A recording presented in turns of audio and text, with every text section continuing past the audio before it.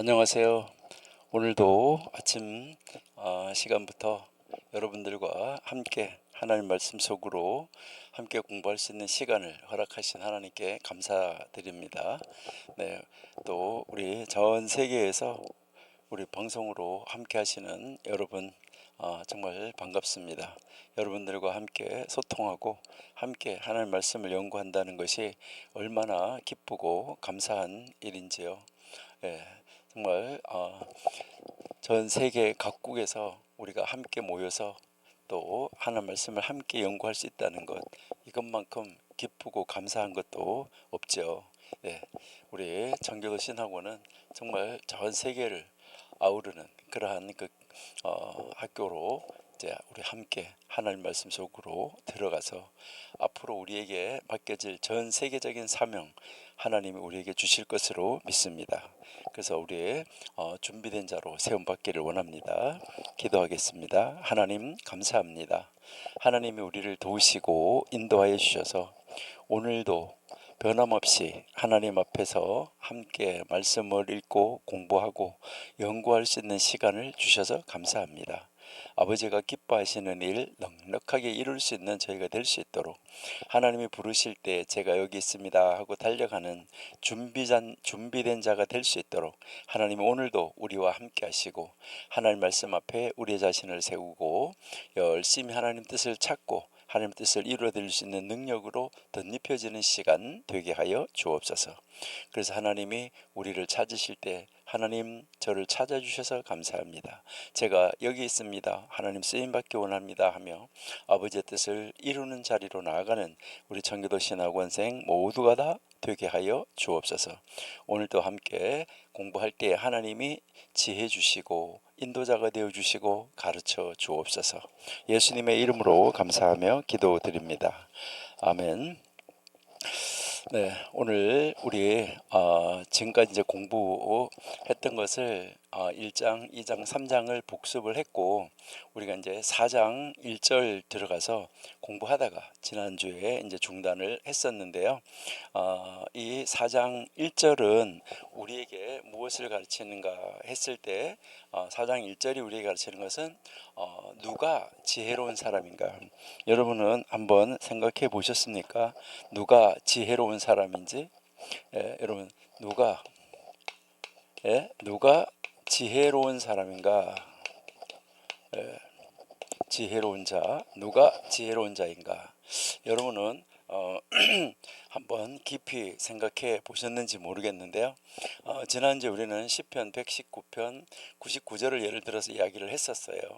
그러니까 내가 주의 증거들을 늘 읊조림으로, 그러니까 하나님의 말씀을 늘 읊조리기 때문에 자기 자신의 명철함이 모든 스승보다 낫다, 이렇게 그 이야기를 했었는데, 누가 지혜로운 자인가 이렇게 할 때 우리는 이제 모든 것으로부터 배우는 사람, 모든 것, 그러니까 내가 만나는 모든 사건, 모든 사람, 모든 어떤 사건, 이런 것으로부터 배우는 사람이다라고 이야기를 했고요. 그다음에요, 누가 우리가 이제 그다음 이제 말하는 것은 누가 강한 사람인가라고 이야기했죠, 그죠? 누가 강한 자인가? 예, 누가 강한 자인가? 여러분이 생각할 때 정말 누가 강한 자입니까? 여러분은 강한 자입니까? 이 강한 자는 누구냐? 자기 자신을 다스리는 자가 강한 자다. 그래서 우리가 잠언 16장 32절에서 자기 마음을 다스리는 자, 자기 자신을 다스리는 자, 이렇게 우리가 이야기를 했었고요. 그 다음은 누가 부유한 자인가? 우리가 어제 부유한 자 하다가 이제 우리가 지난주에 이제 끝났었는데요. 누가 부유한 자인가? 이 부유한 자는 자기가 할당받은 자기의 몫에 만족하는 사람이다 라고 우리가 이야기를 했죠, 그렇죠? 그러니까 부유한 사람은 자기에게 만족하는 사람, 많이 가지고 있어도 누리지 못하는 사람은 부유한 자가 아니에요. 왜요? 그 사람 늘 모자라요. 조금만 더, 조금만 더, 조금만 더. 그러니까 늘 부족한 사람이에요. 그 사람은 부유한 자가 절대 아니다는 것이죠. 이것을 가지고 함께 나누고 누릴 수 있어야 그 사람이 진짜 부유한 자예요. 그러니까 콩 하나가 있어도 반으로 나눌 수 있는 사람, 그 사람은 부유한 자입니다. 결핍을 아니고 모자라는 게 아니고 나누기 때문에 그렇다 하는 것이죠. 그 다음에 이제 누가 존경받는 사람인가라고 이야기를 했었는데요. 누가 존경받는 자인가? 그러니까 이것은 바로 다른 사람을 존중하는 자, 이 사람이 존중받는 자다라고 이야기를 했었는데, 지난번에 우리가 이제 누가 지혜로운 자인가 할 때 우리가 이야기를 할 때 뭐 이야기했었냐면 모든 사람으로부터 배우는 사람이다 이렇게 이야기를 했었는데, 그 모든 사람으로부터 배우는 자 이렇게 이야기할 때 우리가 도둑도 이야기를 하고, 그리고 이제 어린 아이도 이야기를 하고 이렇게 이야기를 했었습니다. 도둑에게서 무엇을 배울 수 있을까? 어린 아이에게서 무엇을 배울 수 있을까? 이렇게 했었는데, 이제 정말 우리가 도둑이나 어린아이에게서 무엇을 배울 수 있느냐 이렇게 이야기를 할 때 우리가 지난주에 이야기했던 것처럼 도둑은 굉장히 끈기가 있다 그래요. 한 번 실패해도 포기하지 않고 다시 시도한다. 여러분들은 정말 다른 사람을 돕고 다른 사람을 세우는 일에 한 번 실패하면 뭐 하는 거예요? 여러분이 누굴 도와주려고 하다가 조금 마음에 안 들면 탁 포기하고 마는 거, 이런 거 볼 수 있잖아요. 그리고 도둑은 은밀하다. 남의 눈에 띄지 않도록 몰두하고 집중한다. 그리고 도둑은 위험을 감수하는 것이죠. 목적을 위해서, 정말 이 목적을 위해서는 위험을 감수한다라는 것인데, 그리고 이 도둑은요 아주 작은 것도 귀하게 여긴다 그래요. 그러니까 작은 물건 하나라도 아주 소중하게 여긴다. 그리고 이제 시간은 절대 놓치지 않는다. 기회가 오면 지체하지 않고 행동한다. 우리가 정말 하나님 앞에 예배하는데 우리는 어떤 태도를 가지고 있는가? 우리가 선한 일, 정말 토라 공부, 선행, 우리가 성경 공부나 선행이나 기도나 여기에 쏟아야 할 끈기와 열정이 있는가? 이것을 우리가 한번 생각해 볼 수 있다는 것이죠. 그리고 어린아이에게서는 순수함, 항상 꾸밈이 없이 말하고 행동한다는 거고, 호기심, 끊임없이 묻고 배우려고 한다는 거죠. 우리는 하나님 말씀을 정말 열심히 끊임없이 묻고 배우려고 하는가? 그리고 이 어린아이들은 작은 일에도 기뻐한다는 것인데 작은 것에도 감사하고 즐거워한다는 거죠. 그리고요, 어린아이들은 쉽게 용서한다고 그래요. 금방 화내도 금방 잊어버리고 다시 친해지는 것이죠, 아이들이.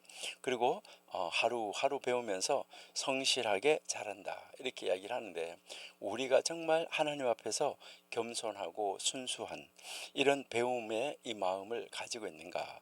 이러한 그 마음을 우리가 회복하고 나가면 참 좋겠다 이렇게 이제 생각이 됩니다. 그래서 우리는 정말 이 지혜로운 사람 이렇게 이야기를 할 때 이 지혜로운 사람은 단순한 지식인이 아니라 하나님의 지혜를 실천하고 배우는 사람, 이 사람을 우리가 지혜자다라고 이야기를 하는 거죠. 그러니까 지혜자라는 말은 단순하게 지식을 많이 가진 사람이 아니라는 거예요. 그리고 이제 하나님의 지혜를 실천하며 배우는 사람, 이런 사람을 보고 우리가 지혜자라고 한다. 그래서 열려있는 자세, 겸손한 자세, 그래서 모든 것으로부터 배우려고 하는 것, 이것을 우리가 이야기를 하는 것이죠. 그래서 지혜로운 자는 누구에게서나 배우는 자다. 그러니까 우리는 우리가 만나는 모든 것으로부터 배우는 자지요.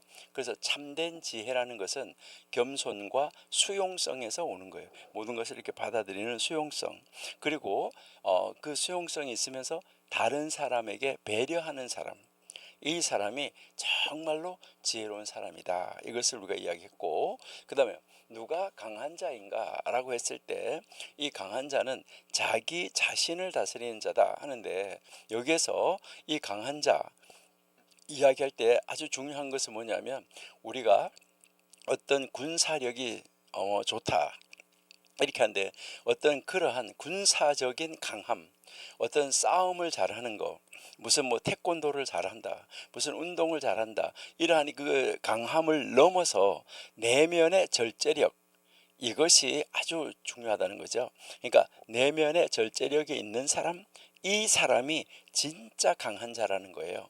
그래서 그의 본성, 이제 그의 어떤 충동적인 면 이런 거, 그리고 자기 어떤 사람이 가지고 있는 내면의 욕망, 아니면 어떤 나쁜 성향, 좋은 성향이든 이 모든 것을 다스릴 수 있는 자, 이 사람이 바로 어떤 사람이냐? 강한 사람이다.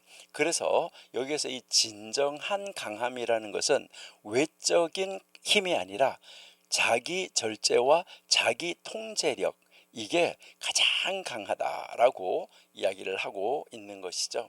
그 다음에 우리가 누가 부유한 자, 이제 한데 이 부유한 자라는 말은 우리가 이야기했던 것처럼 자기 몫에, 자기가 가지고 있는 자기에게 배당된 자기 몫에 만족할 줄 아는 자, 내가 가지고 있는 것을 만족하고 내가 가지고 있는 것을 나눌 수 있는 사람, 이 사람을 이야기를 하는 것이죠.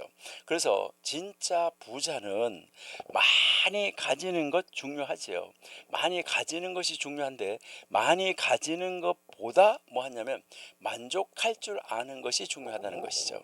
그러니까요, 자족하는 것이 중요한데, 여러분이 잘 아시잖아요. 이제 이스라엘 백성들이 광야에서, 이제 이집트에서 이제 출애굽을 해서 광야에 나왔을 때 그 광야에서 하나님이 만나를 매일매일 내려주는데 금요일 날 2배를 내려줬어요. 그리고 토요일 날 나가지 말라고 그랬어요. 근데 토요일 날 나간 사람이 있었나요? 없었나요? 나간 사람이 있었어요. 그럼 2배를 줬으니까 그거 가지고 있으면 만족을 하면 되는데 또 나갔다는 것이죠. 얼마나 안타까운가 하는 이런 모습을 우리가 볼 수 있는 거예요.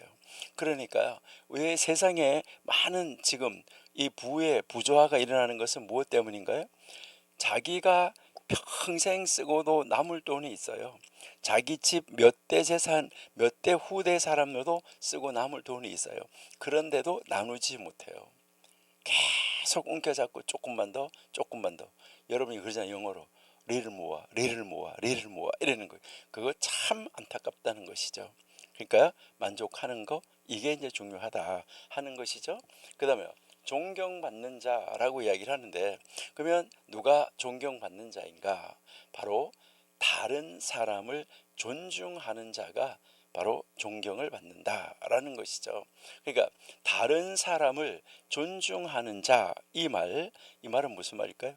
여기에서 이 다른 사람을 존중한다라고 말하는데, 여기에서 이 다른 사람이라는 이 존중, 여기에서 가장 중요한 것이 뭐냐 하면, 이제 내가 아닌 다른 사람을 하나님이 창조한 저 사람 또한 하나님의 사랑받는 자다, 이것을 인정하는 사람이에요. 그래서 다른 사람을 존중하는 자, 이 사람, 다른 사람을 존중하는 사람은 바로 이제 이 하나님으로부터 존중을 받는다. 그래서 이 존경이라는 것은 내가 다른 사람에게 한 만큼 돌아온다, 이렇게 이야기를 해요. 내가 다른 사람에게 존경한 만큼, 내가 다른 사람을 존중한 만큼 그것이 자기에게로 돌아온다, 이렇게 이야기를 하고 있습니다. 자, 그러면 우리는 여기에서 지난주에 우리가 이 교훈하다가 그만뒀었는데, 그러면 여기에서 이제 이 우리에게 가르치는 교훈은 무엇일까 하는 것인데, 이 첫 번째는 바로 뭐예요? 지혜는 겸손한 태도에서 자란다라고 얘기했죠. 이 지혜로운 자라고 그랬는데, 우리가 이제 지혜롭게 살려고 하면 뭐 해야 된다고요? 우리는 겸손한 태도, 겸손한 데서부터. 그러니까 겸손하지 않으면 배우려고 그러나요? 어디 교회 성경 공부하러 가가지고도 뭐 해요? 아주 억지로 가서 앉아있어요. 성경 공부합시다 이러니까, 내가 교회 40년 다녀서 다 아는데, 내가 교회 30년 다녀서 다 아는데 뭐 이렇게 하면서, 그래도 오라니까 가봐야지 이래가지고 가서 앉아있으면서 뭔 소리 하나 보자. 이 사람은요, 못 배워요. 배울 수가 없어요. 그러니까 모든 사람에게서 배우려고 하는 사람만이 진정한 스승이 될 수 있다라는 것인데, 내가 가르치는 사람에게도 배울 수 있다, 이것이 겸손한 건데, 고대 선생님들은 뭐라고 말했었냐면은, 예수님과 동시대에 살았던 그때 그 성경을 가르치는 선생님들은 뭐라고 말했냐면은요, 나는 선생님으로부터 많이 배웠다.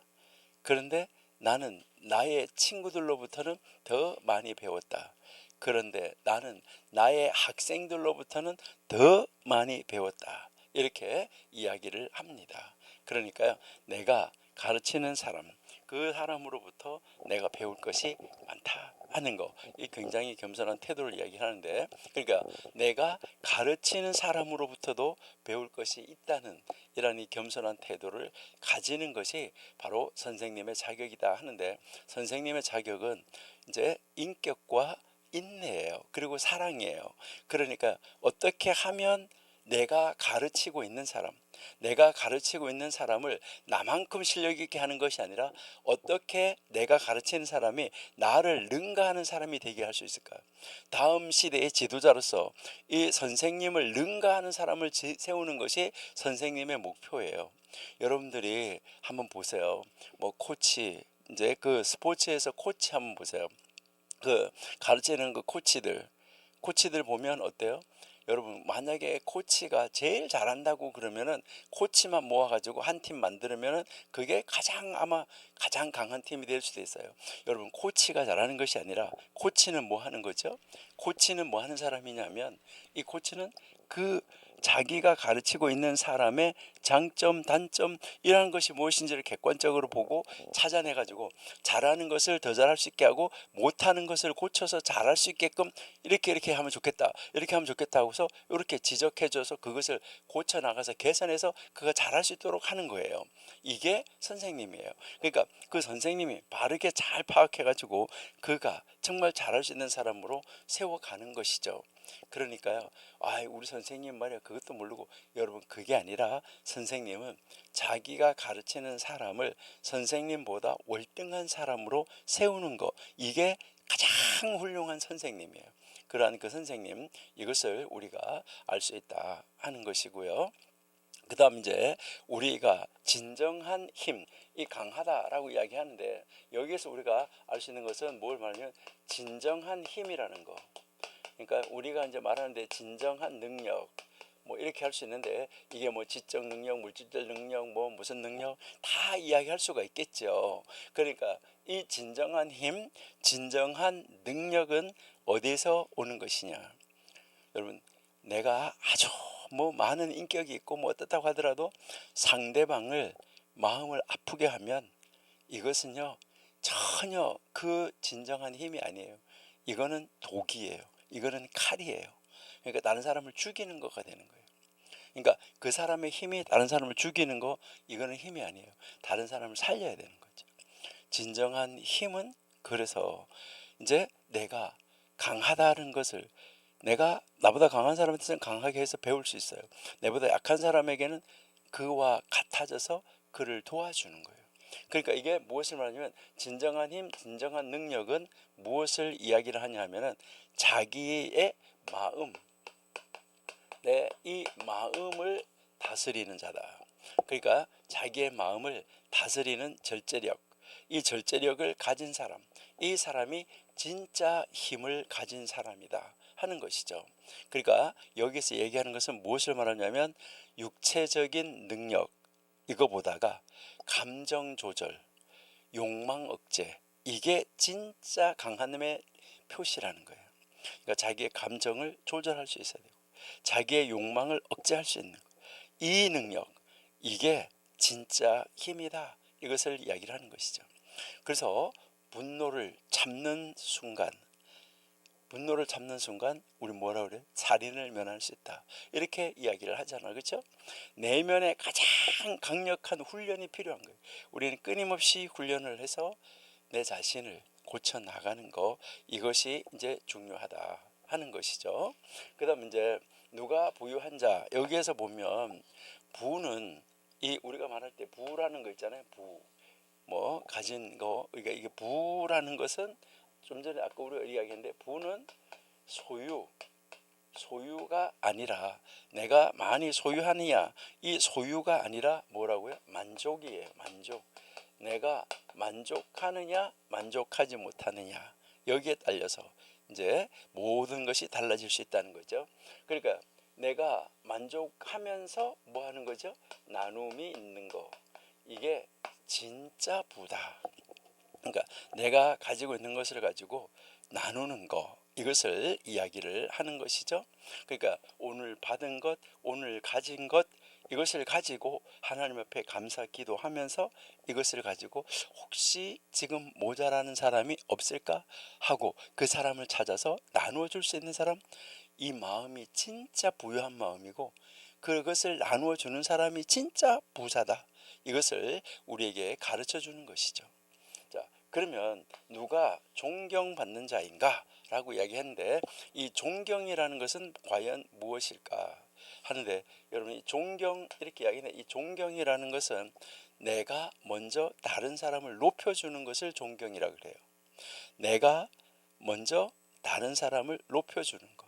그러니까 여러분들이 항상 누구든지 만나면 그 사람을 이렇게 높여주는 거. 여러분을 만나는 모든 사람을 나의 선생님이다, 이렇게 생각하면 돼요. 여러분들이 주일학교에서 이제 여러분이 반사다, 여러분이 주일학교 선생님인데 코1릭 아이들이 올 때 저게 내 선생님이다 이렇게 하면 여러분들이 함부로 대할 수 있겠어요?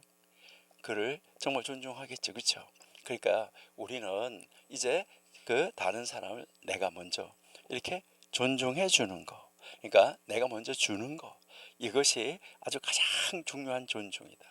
그러니까 다른 사람을 존중하는 삶이 곧 아까 우리가 얘기했죠, 하나님께 존중받는 삶이다 이랬잖아요. 그래서 여기서 우리가 잘 해야 되는 것은 바로 뭐냐면 우리가 말투, 우리의 행동, 여기에서 정말 우리가 하나님 닮음이 나타나야 되는 거예요.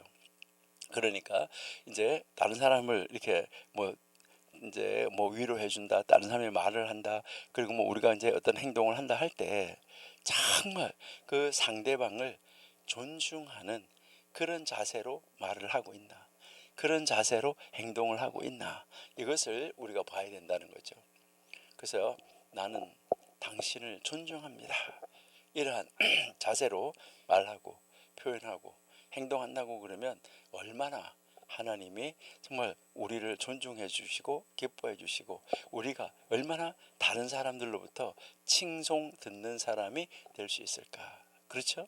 그래서 우리 청교도 신학원 모든 분들 정말 지혜로운 자가 되고 강한 자가 되고 부유한 자가 되고 그리고 존중받는 자가 다 되어가지고 이 세상에 믿는 자든 안 믿는 자든 타 종교인이든 우리와 같은 종교를 가진 사람이든 하나님 믿는 사람은 모든 사람으로 존중받아가지고 야, 하나님 믿는 사람은 이렇구나 하면서 하나님의 증인된 우리 청교도 신학원 원생들이 된다고 하면 너무 좋겠다, 이렇게 이제 생각이 됩니다.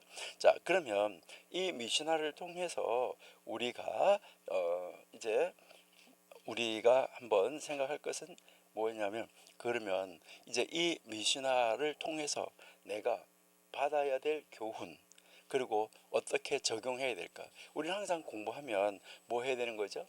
이제 우리는 그 가르침으로부터 항상 교훈을 받아야 된다. 그래서 제가 늘 이야기하는 것이, 늘 공부할 때 옆에 메모장 노트를 내놓고 우리는 성경을 읽을 때도 뭐 하는 거죠? 메모장을 거기다가 내놓고 거기에 이제 표시해 가는 것이죠. 아, 내가 이것으로부터 받을 교훈이 무엇인가? 그러고 나서 이 교훈을 통해서 내가 오늘 어떻게 적용할 것인가 하는 거. 이것이 이제 중요하다는 것이죠. 자, 그러면 이제 우리가 이것으로부터 받을 교훈을 우리가 한번 찾아본다고 하면 이제 제일 먼저 어떤 교훈이 있을까? 이건 한 가지죠. 아까 우리가 얘기했었는데 지혜, 힘, 존경, 이 모든 것은 외적인 것이 아니라 내면의 태도에서 비롯된다.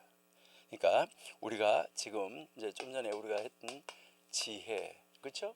그 다음에 능력, 힘 있잖아요, 그렇죠? 힘, 그 다음에 그 다음 이제 존중, 예, 이것은 다 외적인 것이 아니라 바로 내면의 태도에서 비롯된다. 그래서 이러한 것을 지혜 있는 사람, 힘 있는 사람 보면 종종 이거를 다 가진 사람을 사람들은 다 뭐라고 말하냐면 위인, 위대함, 이렇게 이야기했었어요.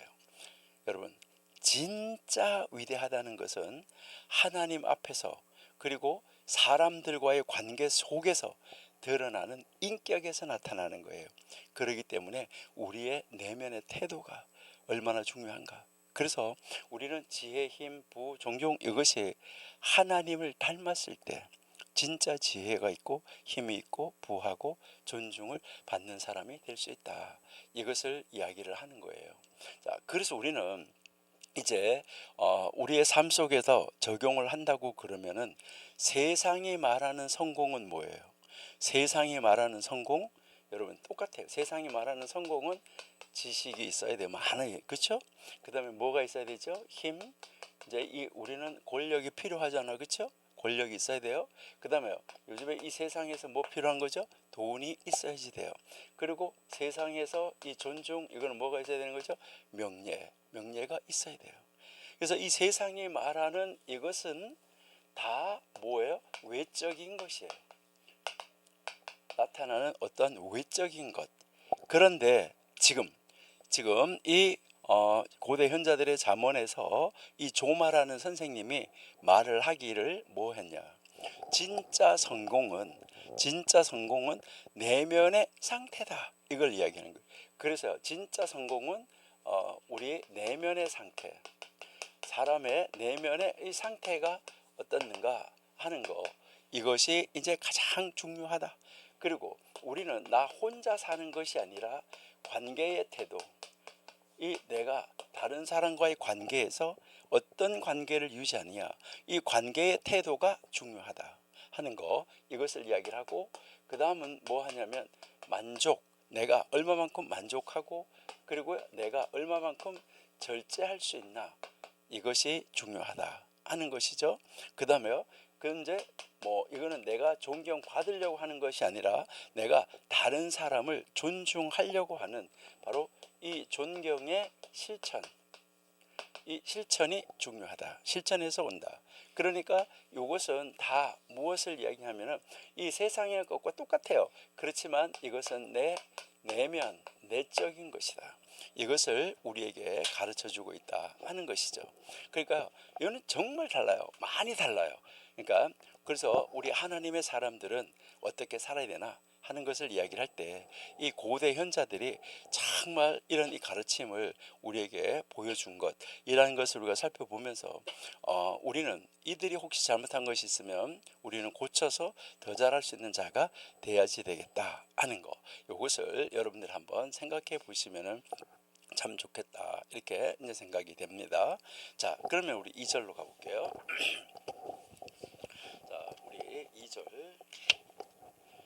네, 2절 한번 가보는데요. 4장 2절입니다. 4장 2절, 벤 아자이는 말한다. 심지어 사소한 계명도 수행하기 위하여 노력하고 죄로부터 도망쳐라. 왜냐하면 하나의 계명이 또 다른 계명으로 이끌고 하나의 죄가 또 다른 죄로 이끌기 때문이다. 왜냐하면 계명의 결과는 계명이고 죄의 결과는 죄이기 때문이다. 여러분 무슨 말인지 잘 이해가 되셨나요? 다시 한번 읽어드릴게요. 자, 벤 아자이는 말한다. 심지어 사소한 계명도 수행하기 위하여 노력하고 죄로부터 도망쳐라. 자, 사소한 계명. 여러분들은 어떤 계명이 이렇게 했을 때, 아, 이거는 중요한 계명이야. 아, 이건 사소한 거. 이렇게 혹시 이 하나님의 말씀에서 해라, 하지 마라 하는 걸 가지고, 아, 이게 뭐 사소한 거네. 아, 이건 중요한 거네. 이렇게 혹시 구분하지 않으셨습니까? 여기에서 지금 이 벤 아자이는 아주 사소한 계명도 이거를 지키기 위해서 노력하라는 거예요. 그 다음에 뭐라 했어요? 죄로부터 도망쳐라 이랬어요. 죄로부터 도망쳐라? 아니 뭐 죄로 안 지으면 되지 도망치라 그래. 이게 도망치라는 단어를 조금만 한번 살펴볼 거예요. 왜 그러냐? 하나의 계명이 또 다른 계명으로 이끈다. 한 계명을 지키면 다른 계명도 또 지키게 된다는 거예요. 그리고 하나의 죄가 또 다른 죄로 이끌기 때문에 하나 죄를 짓고 나서 담대해져요. 그럼 또 다른 죄 또 짓고 죄는 죄를 이끌어간다. 이것을 이야기하는 거죠. 그래서 바늘도둑, 소도둑 된다. 우리나라 말에도 그런 말이 있는 거죠. 자, 그다음 왜냐하면 계명의 결과는 계명이다.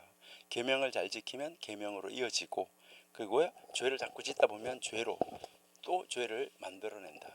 그러니까 우리는 어떻게 살아야 될까 하는 거, 이것을 우리에게 지금 이야기하고 있습니다. 여기에서 지금 이것을 말한 사람은 벤 아자이라는 사람이 지금 말을 했잖아요. 이 벤 아자이라는 사람은 예수님 보다가 약 50년 후, 그러니까 AD 70년에 예루살렘 성전이 무너졌잖아요. 예루살렘 성전이 무너진 이후에 성경을 가르쳤던 선생님이에요. 그리고 이 선생님은 바로 예수님 보다가 이제 후 시대를 이제 살았던 사람인데, 학문적 열정이 아주 탁월했던 사람인데 성경 공부에 온전하게 헌신했던 사람이다. 그리고 성경을 가르치기 위해서 이제 열심히 애썼던 사람이고 성경을 배웠던 사람이다. 이렇게 이야기를 하고요. 그리고 이 벤 아자이는 내 영혼이 토라와 결혼했다. 이렇게 말했어요. 내 영혼이 토라와 결혼, 내 영혼이 하나님 말씀과 결혼했다는 거예요. 그렇게 성경 연구에 몰두했던 사람이에요. 그래서 지금 현재 기록에 보면 결혼하지 않았던 사람으로 남아 있습니다. 왜 결혼하지 않았냐? 성경을 연구하는데 아주 전적으로 헌신하기 위해서 그 연구를 하기 위해서 이제 이 사람은 결혼까지도 안 했었다. 이렇게 이야기를 하고 있습니다. 그래서요, 이제 이 사람은 정말 이 사람의 이 말은 실천적 윤리 그리고 학문적 열정, 이것이 동시에 나타났던 바로 그런 사람이에요. 그러니까 이 사람은 그렇게 이제 결혼을 하지 않고, 그러니까 성경과 결혼했다고 말할 정도로 정말 성경 연구에 열중을 냈었는데, 왜 성경을 그렇게 열심히 연구했느냐? 나중에 우리가 한번 또 공부하는, 밑에 가면 또 공부하는 그게 나오는데, 우리는 성경 공부하는 목적이 무엇인가? 이것도 생각해 봐야 돼요. 여러분들이 성경을 공부하는 목적은 뭐예요? 성경을 암송하는 목적은 뭐예요? 암송대회 나가서 1등 하려고, 성경 퀴즈 대회 나가서 1등 하려고. 여러분, 내가 성경 공부하는 이유는 무엇일까? 이러한 것을 우리가 생각해야 되는데, 정말 학문적 열정이 있었는데 이 사람이 성경을 공부하려고 하는 그런 열정은 왜 그렇게 있었느냐? 이것은 뭐 때문이냐? 실천하기 위해서, 하나님 말씀대로 살기 위해서 성경을 그렇게 열심히 공부했었다는 거예요. 여러분, 참 놀랍지 않아요? 예. 그래서 정말 이 사람은 아주 뭐라고 평가를 하고 있냐면 위대한 학자이자 경건한 인물이었다. 그렇게 지금 평가를 받고 있습니다. 그래서 이 벤 아자이라는 이 사람, 정말 성경 연구하는데 정말 헌신했었다. 그렇게 하면서 성경에서 말하는 아주 제 작은 계명 하나라도 어떻게 하는 거예요? 아주 중요하게 여겼다. 그렇게 하면서 이제 이 고대 현자들에게, 그 성경을 배우는 사람들에게 윤리 전통을 철저하게 세워나갔던 정말 훌륭한 사람이었었다 하는 것을 우리가 한번 생각해 보시면 좋을 것 같아요. 그러니까 이런 그 선생님이 가르친 말, 벤 아자이라는 사람이 가르친 말이에요. 그래서 이 벤 아자이라는 사람이 가르치는 이 말을 제가 좀 더 쉬운 말로 한번 해볼게요. 원래 원문 그대로 아니라 조금 쉬운 말로, 가벼운 계명이라도, 우리 계명을 읽을 때 그건 좀 쉽네. 예, 가벼운 계명이라도 무거운 계명처럼, 아주 무겁게 지키 어렵다고 말하는 이런 계명처럼 달려가서 실행하라는 거예요. 막 쫓아가서 실행해라. 그리고 죄로부터는 뭐 하라고요? 그냥 단순하게 피동적으로가 아니라 도망을 차라. 거기서는 급하게 달아나라. 이것을 이야기하는데요. 그래서 왜 그런가 하면 한 계명은 또 다른 계명을 낳는다. 한 계명을 지키면 또 다른 계명을 지키게 되고, 또 한 죄는 또 다른 죄를 생산하기 때문이다. 이렇게 이야기를 하고요. 그 다음 뭐라고 보낸 거냐면, 계명을 지키는 것에 대한 보상, 그러니까 이 계명을 지킨 것에 대한 보상은 어떤 상급이 주어지는 것이 아니라 다른 계명을 지킬 수 있는 능력을 얻게 된다는 거예요. 우리는 내가 주일 성수하면 하나님 나 복 주겠지, 외형적으로 나타나는 복, 이런 것이 아니라 이 계명을 지킨 것에 대한 보상은 또 다른 계명을 지킬 수 있는 능력을 준다는 거예요. 그래서 계명을 자꾸 지키게 되는, 그래서 하나님 말씀대로 계속 살아가게 된다는 것이죠. 근데 죄를 지은 보상, 죄를 지어서 한번 벌을 받는 거, 이걸로 끝나는 것이 아니라 죄는 또 죄의 보상은 또 죄를 짓게 하고 또 죄를 짓게 하고 나중에는 멸망으로 가게 한다. 이것을 우리에게 말해주고 있는 그 말이에요. 자, 그러면 제가 좀 전에 이제 했던 말을 우리 쉬운 말로 풀어가지고 한번 봐요. 가벼운 계명에도 달려가서 뭐하라고 그랬어요? 지켜야 된다. 달려가서 행하라 했잖아요. 여기에서 이 달려간다는 말은 무슨 말일까? 가벼운 계명에도 달려가라. 달려가라는 말 무슨 말이냐면 하나님의 말씀에서 아주 작은 계명이라고 생각이 되더라도 달려가라. 이 말은 무슨 말이냐면 즉각적 순종을 하라는 거예요. 여러분, 우리는 하나님의 말씀 이 계명에는 어떻게 하라고요? 이 계명을 순종하는 데는 어떻게 해요? 우리는 이 계명은 즉각적으로 순종하는 거. 그러니까 하나님의 말씀이 딱 하나님 말씀 이렇게 말씀하셨네. 곧바로 따라가서 이것을 순종하라는 거예요. 달려가서 순종하라는 거예요. 이것은 할까 말까? 에이, 어떻게 해? 이렇게 하면서 여기에서 지체하지 않는다는 거예요. 여러분, 지체하지 않는다. 우리는 뭐 할 때 하나님 말씀 들었을 때 11조 다음 달부터 다음 달부터 주일 성수 오늘 이번 주 못 가겠다 피곤해서 다음 주부터. 여러분, 그것이 아니라는 거예요. 그러니까 이제 지체하지 않는 이 행동, 그리고 즉각적으로 순종하는 거, 이것이 굉장히 중요하다. 이것을 이야기를 하는 거예요. 그래서 여기서 지금 이 선생님은 가벼운 계명, 무거운 계명 이것을 나누는데, 이것은 뭐라고 말하냐면 우리 인간의 눈으로 볼 때는 차이가 있게 보인다, 이렇게 이야기를 하는 거예요. 그러니까 이것을 뭐라면 인간의 관점에서 볼 때는 차이가 있지만 하나님 앞에서는 모두 중요하다는 거예요.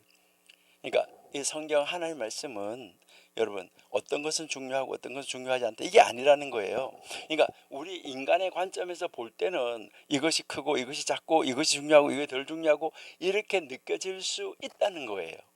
그렇지만 하나님의 관점에서 볼 때는 아주 똑같이 모두가 다 중요하다, 이것을 우리에게 이야기를 하고 있는 거예요. 그래서 이 하나님 우리에게 주신 계명은 지키기가 쉬울까요? 어려울까요? 여러분 어때요? 여러분이 앞에 계시다면 한 분 한 분한테 물어볼 텐데, 자, 정말 이 계명은 지키기 쉬운가 어려운가? 그러면 성경은 뭐라고 말할까? 계명을 지키기 쉽다고 말할까 어렵다고 말할까? 여러분들은 너무 지혜롭기 때문에 당연히 쉽다고 말하겠지, 그렇죠? 우리 신명기 한번 볼게요. 신명기 30장 11절. 신명기 30장 11절. 내가 오늘날 내게 명한 이 명령은 내게 뭐라고요? 어려운 것도 아니요 먼 것도 아니라. 자, 12절. 하늘에 있는 것이 아니니 내가 이르기를 누가 우리를 위하여 하늘에 올라가서 그 명령을 우리에게 가지고 와서 우리에게 들려 행하게 할 것이 아니요. 13절. 이것이 바다 밖에 있는 것이 아니니 내가 이르기를 누가 우리를 위하여 바다를 건너가서 그 명령을 우리에게로 가지고 와서 우리에게 들려 행하게 할 것도 아니라. 자, 14절. 오직 그 말씀이 내게 심히 가까워서 내 입에 있으며 내 마음에 있은즉 내가 이를 행할 수 있느니라. 여러분, 이제 이 하나님이 우리에게 명한 명령은 우리에게 어려운 것이 아니라고 할 수 있다라고 말을 하고 있어요. 그래서 고대의 이 현자들은 뭐라고 말했냐면 너는 어느 계명이 크고 어느 계명이 작은지 판단하지 마라, 이렇게 가르쳤었어요. 그러니까 이 우리가 순종하는 것은 그 계명의 크기나 계명의 중요도에 달려 있지 않다는 거예요. 무슨 말인지 이해가 되시나요? 자, 여기 우리 한번 보세요. 이제 우리가 순종을 하잖아, 하나님 앞에. 그러니까 우리가 이 순종하는데, 이 순종하는 것은 어떤 그 계명에 순종한다는 것은 그 계명의 크기, 그 계명의 중요도, 여기에 달려 있는 것이 아니라는 거예요. 여러분들은 교통법규를 어길 때 3만 원짜리나 7만 원짜리나 뭐 12만 원짜리나 여러분 다 똑같은 거죠. 그러니까요 이제 벌금의 차이가 있다, 이제 이 차이다, 그게 뭐 중요하다 덜 중요하다고 상관이 있나요? 그게 순종하고 상관이 있나요? 법을 지키는 거하고 상관이 있나요? 여러분 단돈 1원짜리 벌금이라도 벌금을 내게 된 것은 똑같은 죄인이에요. 그러니까 죄인들한테서 똑같다는 거예요. 그러니까 우리가 순종한다고 할 때 이것은 이 계명의 크기, 그 계명의 중요도 이거를 따질 이유가 없다는 거예요. 그러니까 이 계명이 크냐 중요하냐 이거 따지지 말고 하나님의 말씀을 순종할 때는 어떻게 순종하느냐, 이 순종은 바로 앞에서 뭐라고 말했냐면 달려가서라고 이야기를 했잖아요. 그러니까 이것은 뭘 말하냐면 신속하게 뭐 하라고요? 이제 순종하라. 그리고 무엇으로요? 억지로 아니라 전심으로. 이 태도가 중요하다. 하나님의 말씀을 지키는 데서. 그래서 여기에서 지금 이야기하는 것이 바로 무엇을 말하는 거죠? 달려가라. 그러니까 가벼운 계명에도 달려가서 그것을 지켜라, 이렇게 이야기를 한 거죠. 그 다음에는요 죄에서는 뭐라고 그랬어요? 도망쳐라 이랬잖아요. 그렇죠? 죄에서는 도망쳐라. 이 말 무슨 말이냐면 죄에서는 달아나라 이거예요. 달아나라. 죄가 딱 보였다 이렇게 하면 저 앞에 죄가 나타났다면 내가 저 죄와 싸워서 이겨야지 하지 말고 피해서 달아나라는 거예요. 그러니까 이 죄, 여러분 이제 이 죄라는 것이 있을 때 딱 이게 이 죄다라고 이야기를 하면 여기서 뭐 해야 되냐면 달아나고 도망쳐야 되는데 이것이 무엇을 이야기하냐면 유혹. 그리고 이제 우리가 어떤 유혹이 우리를 유혹하는 거죠. 이제 원래 유혹이라는 말은 나쁜 말은 아닌데 우리나라 말로는 미혹이 나쁜 말인가요? 원래 템테이션 하는 거는 좋은 일 하자고 유혹할 수도 있고 나쁜 일 하자고 유혹할 수도 있어요. 자, 그런데 그래서 어떤 유혹, 그다음에 이 죄의 자리, 유혹이나 죄의 자리에서는 여기서는 어떻게 해야 되냐면 즉각적으로 피해야 되는데 생각으로 피하는 것이 아니라 생각으로 피해야지 하는 것이 아니라 여기서는 완전히 물리적으로, 그러니까 내 몸이 이미 물리적으로 어떻게 해야 돼요? 피해 있어야 되는 거예요. 그래서 도망치라 이렇게 이야기해요. 물리적으로 이미 다른 데 가 있어야 된다. 죄의 자리에 있지 않고 다른 데 가서 있어야 된다는 거예요. 물리적으로 회피해 있어야 된다는 거예요. 그러니까 죄에서 도망쳐라 이렇게 하는데 여기에서 이 죄라는 단어는 여러분이 성경에서 보면 죄라는 단어가 다양하게 쓰이는데 이제 이 죄라는 단어에 대해서도 여러분이 공부를 많이 이제 해 보시면은 이제 좋은데요. 나중에 우리도 한번 시간 있으면 죄 했을 때 성경에서 쓰이는 죄라는 단어는 어떠한 단어가 있을까? 그리고 그 죄는 무슨 죄를 할 때는 어떤 단어가 쓰일까? 이러한 것을 한번 이제 생각해 보면은 좋은데 여기에서 이 지금 죄라고 쓰이고 있는 것은 무엇을 말하냐면 계명 위반, 하나님과의 관계를 깨뜨리는 행위, 이것을 말하는 거예요. 그러니까 하나님의 말씀을 위반하는 거, 계명을 위반하는 거, 하나님과의 관계를 깨뜨리는 행위, 이것을 여기서 죄라고 말하는 그 단어가 사용이 됐어요. 그러니까 이 죄라는 단어가 여러 가지가 있는데 여러분 잘 아시잖아요. 뭐 관역을 빗나갔다, 이게 아주 우리 대표적으로 성경에서 여러분이 말할 때 쓰이는 죄잖아요. 그 죄가 아니에요. 여기서는요, 요 죄는 그게 아니라 계명 위반, 하나님과의 관계를 깨뜨리는 행위, 요것을 말하는 것이다.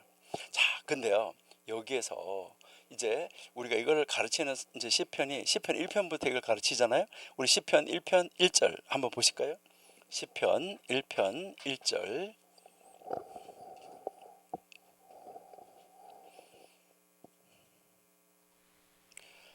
예, 복 있는 사람 악인의 꾀를 쫓지 아니하며 죄인의 길에 서지 아니하며 오만한 자의 자리에 앉지 아니한다. 자, 그러니까 하나님의 사람, 하나님으로부터 복을 받은 사람은 이렇다 하는 것을 우리에게 가르쳐 주는데 우리 창세기에서 한번 볼까요? 39장 12절 한번 볼게요. 창세기 39장 12절.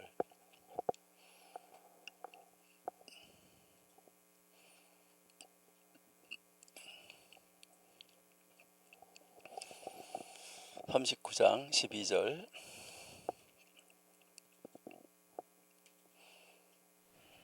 그 여인이 그 옷을 잡고 가로되 나와 동침하자. 요셉이 자기 옷을 그 손에 버리고 도망하여 나갔다.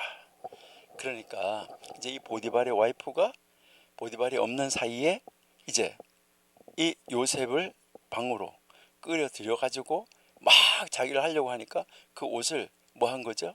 그냥 그 여자의 손에다가 버려버리고 뭐 했다고요? 달아나 버린, 도망쳐서 달아났다. 아, 여기에서 우리에게 가르치는 것은 바로 무엇일까요? 이것이 우리에게 가르치는 것은 여러분 이제 앞으로 이거 꼭 기억하시면 좋을 것 같아요. 자, 여러분이 한번 기억할 것은 이 죄, 여러분 까짓거 뭐 죄 나한테 덤벼 나는 이길 수 있어 이렇게 해서요 죄와 싸우려고 하지 마세요. 그러니까 죄와 싸우려고 하지 마라. 죄는 뭐 하라고요? 피하라. 이게 최고입니다. 그러니까 죄와 맞서서 싸우기보다는 피해가는 거예요. 그러니까 그 시편에서 말한 것처럼 죄의 자리에 머무르려고 하지 말고, 그리고 이거 이렇게 하면 될까? 고려하지 말고, 어떻게 생각해서 이걸 뭐 하려고 그걸 고려하지 말고 뭐 하라고요? 즉시 도망치라. 이게 중요하다 하는 거. 여러분은 어때요? 우리 나는 뭐 그 자리에 있어도 술집에 있어도 내가 안 마시면 돼 이렇게 할 수도 있겠죠. 그리고 뭐 도둑놈 한 친구하고 내가 같이 있어도 내가 도둑질 안 하면 돼 이렇게 할 수도 있겠죠. 그 자리에 같이 있으면 공범입니다. 자, 그래서요 우리는 죄 이거하고는 달려들어서 뭐 하려고 하는 것보다가 싸우려고 하는 것보다는, 그거와 함께 막 부딪혀서 싸우려고 하는 것보다는 뭐 하는 것이 좋다? 피하는 것이 좋다. 그리고요 그 죄의 자리는 머무르려고 하지 마라. 죄를 이거 뭐 이렇게 하면 되는 거 아니야? 내가 이 사람 이렇게 하면 되는 거 아니야? 고려하지 말라 하고 마지 말고 즉시 달아나라. 그러니까 즉시 도망쳐라. 이것을 이야기를 하는 거예요. 그 다음 가르치는 것이 뭐 있었죠? 계명은 계명을 낳고 죄는 죄를 낳는다 이랬잖아, 그렇죠? 계명은 이제 여기서 계명은 계명을 낳고 죄는 죄를 낳는다 이렇게 했는데, 바로 이 말이 무슨 말이냐면 계명은 계명을 끌어온다는 거예요. 계명은 계명을 끌어온다. 계명은 다시 계명을 유발시킨다. 그러니까 이게 무엇을 이야기하면 여기서 낳는다는 말이 뭐 아이를 출생한다 이렇게 낳는다는 말이 아니라 여기에서 쓰인 이 히브리어 단어는 끌어온다는 말이에요. 그리고요 그런 것을 유발시킨다 하는 말이에요. 그러니까 하나의 행위가 또 다른 동기와 방향성을 만들어준다는 거예요. 그러니까 내가 계명을 지켰어요. 계명을 지키면 계명을 지켰던 이 행위가 뭐 하는 거예요? 또 다른 계명을 지킬 수 있는 동기를 만들어 준다는 거예요. 그리고 그 계명을 지킬 수 있도록 방향성을 형성해 준다는 거예요. 그 방향을 결정해 준다는 거예요. 내가 이렇게 해야지 하면서 방향을 만들어 준다는 것이죠. 그러니까 이 말은 무슨 말이냐면 행위가 습관화된다는 거예요. 그러니까 아까 우리가 얘기했지만 바늘 도둑이 소도둑 된다고 아까 이렇게 하는데 이 행위가 습관화된다. 이것은 무엇을 이야기하냐면 도덕적 연쇄성을 이야기하는 거예요. 이 도덕이 연쇄적으로 좋은 일을 하면 계속 좋은 일을 하게 되어진다. 그래서 이 행위의 습관화, 이 도덕적으로 연쇄성을 가지게 된다. 이것을 이야기를 하고 있는데요. 우리 호세아 8장 7절을 한번 읽어볼까요? 호세아 8장 7절.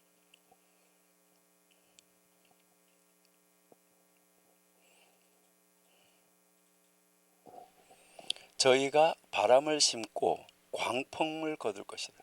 여러분, 바람을 따라가면 광풍을 만나.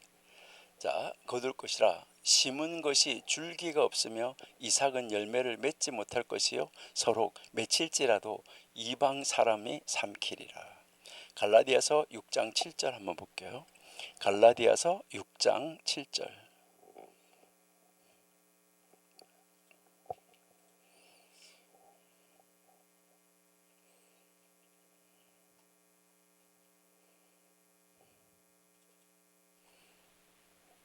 스스로 속이지 말라. 하나님은 만홀이 여김을 받지 아니하시나니 사람이 무엇으로 심든지 어떤 행위로 심는지 그 심는 거 그대로 다시 뭐 한다는 거죠? 거두어 가게 된다. 사람은 심은 대로 거두게 된다. 이것을 우리에게 이야기하고 있는데요. 여기서 이것은 죄는 죄를, 선한 행위는 선한 행위를, 이것을 이야기를 하는데, 우리가 계명을 지키는 선한 행위는 선한 습관 그리고 선한 분위기를 형성해 간다는 거예요. 근데 죄는 뭘까요? 죄는 죄를 정당화한다는 거예요. 자꾸 죄를 정당화하면서 더 깊은 죄를 불러간다. 이것을 우리에게 이야기하고 있는 거예요. 그러니까 우리는 계명을 지키는 데는 쏜살같이 달려가서 지키고, 이게 유혹이 왔을 때, 죄가 왔을 때 이런 자리는 어떻게 한다고요? 그때는요 더 빨리 도망친다. 그러니까 빨리 도망쳐서 달아난다. 이것을 우리에게 가르쳐주고 있다. 이렇게 이제 생각하시면 되겠어요. 그 다음에요, 여기에서 이제 또 가르치는 것은 계명의 대가는 또 다른 하나의 계명, 죄의 대가는 또 다른 죄, 이렇게 이야기를 했잖아요. 그러니까 계명의 대가, 죄의 대가 이렇게 말하는데, 이 대가라는 말, 보상, 죄의 보상, 그리고요 계명을 지킨 것에 대한 보상, 이렇게 말하는데, 여기에서 이 보상이라고 말하는 단어는 영적 기회와 마음의 성숙을 이야기를 하는 거예요. 여기서 말하는 이 보상이라는 단어가, 그러니까 뭐 이렇게 상급을 받는다, 무엇을 이렇게 물려주는 걸 받는다, 이게 아니라 영적인 기회와 마음의 성숙을 이야기하는 거예요. 그러니까 계명을 지킨 것에 대한 보상은 더 큰 순종의 기쁨이라는 아주 신비한 연결고리로 이어진다는 거예요. 내가 작은 계명을 지키니까 더 큰 계명을 지키는 그 순종의 기쁨, 계속해서 야 내가 오늘 또 이 계명 지켰다, 야 내가 오늘 또 이런 유혹이 있었는데 내가 피해서 도망갔다, 이렇게 하면서 그 더 큰 순종의 이 기쁨이라는 아주 신비한 연결고리를 계속해서 만들어가게 된다는 거예요. 그러니까 우리 청교도 신학원생들은 이렇게 정말 오늘 내가 한 말씀도 지키고 내일 또 지키고, 그래서 계속해서 이 연결고리를 통하여서 하나님의 말씀 순종의 자리로 끊임없이 연결되어져 가는 여러분들이 될 수 있기를 바랍니다. 그래서요, 그리고 이 죄의 보상은 죄, 그러니까 이 죄의 보상은 더 큰 바로 이 죄의 길로 달려가도록 만드는 아주 신비한 연결고리다. 우리가 부인하려고 해도 부인할 수 없어요, 사실은. 그것을 우리에게 지금 가르쳐주고 있는데요. 그러니까 계명을 잘 지키는 그 계명을 잘 지키는 것에 대한 보상이 우리에게 찾아온다. 이것을 이야기를 하는 거잖아요. 시편 19편 11절 한번 읽어볼게요. 시편 19편 11절.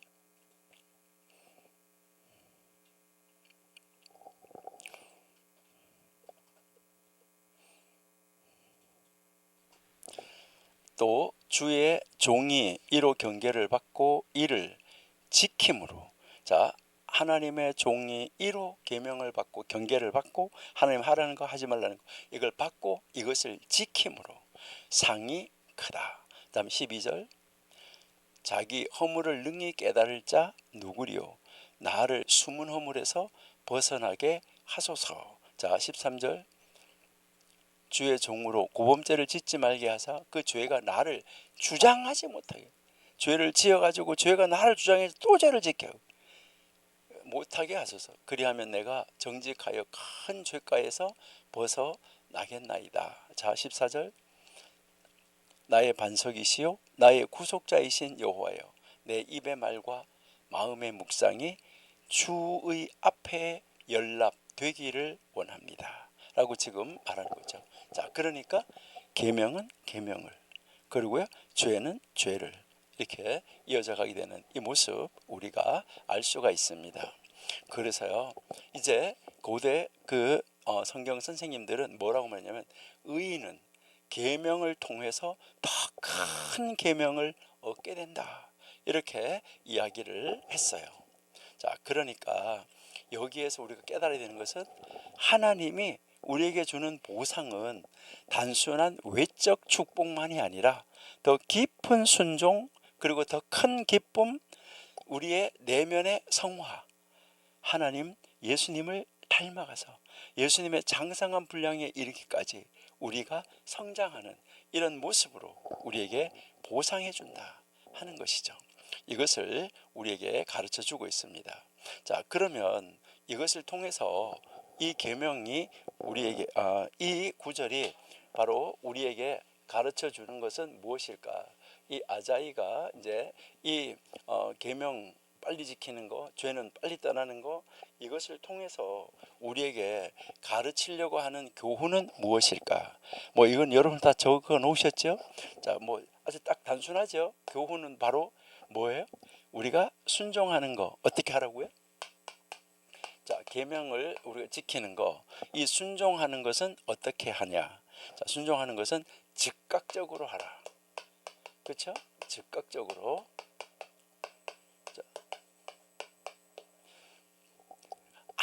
아무리 이렇게 보니까 사소한 명령이다 그렇더라도, 그 아무리 사소한 명령이라도 여기서 중요한 것은 뭐예요? 하나님의 말씀이 떨어지면 다른 어떤 것보다 먼저, 아시겠죠? 아주 작은 것이라도. 그리고 절대 미루지 말고 언제요? 지금. 그리고 절대 억지로 하지 말고 어떻게 기쁘게 순종하는 우리 청교도 신학원 원생들, 그리고 함께 공부하시는 여러분이 되시면 참 좋겠다 이렇게 생각이 됩니다. 그래서 오늘 저녁에 여러분 하나님께 받은 작은 감동 이런 거를 미루지 말고 여러분들이 오늘 여러분 한번 적어 보시면 좋을 거예요. 나는 오늘 어떤 계명을 즉각적으로 이렇게 순종하고 미루지 않고 했나, 이거를 여러분 한번 적어 보시고, 그때 내가 딱 지킬 때 하라고 그래서 억지로 했나? 아니면은 기쁘게 했나? 이것도 한번 생각해 보시면은 참 좋겠다 이렇게 생각이 되고요. 그 다음에 두 번째는요, 여기서 죄잖아, 그렇죠? 죄. 그래서 우리는 이 죄의 자리, 바로 아까 유혹의 자리라고 그랬는데, 이 죄의 자리, 유혹의 자리는 뭐 한다고요? 머무르지 마라. 잠시라도 머무르지 마라. 그리고요, 잠시라도 머무르지 말고 여기서 즉각적으로 하라고 그랬는데 여기는 즉시 피하라. 그러니까 바로 즉각적으로 피해 가야지 된다. 이것을 이야기하는 것이죠. 그러니까 우리는요, 이렇게 죄 뭐 이런 거 있으면 뭐 하는 거예요? 뭐 유혹의 자리 이런 거 있었을 때 뭐 하는 거예요? 죄에 대해서 나는 이렇게 피해 가면서도 뭐 하는 거예요? 어떻게 됐을까? 그거 어떻게 됐을까? 어떻게 됐을까? 궁금해하지 않나요? 여러분, 죄의 자리에는 머무르거나 바로 그 죄의 자리에 대해서 궁금해하지 마십시오. 자기는 도망쳐 나왔더라도 저것들이 마약을 그렇게 가지고 돈을 얼마나 벌었을까? 뭘 어떻게 됐을까?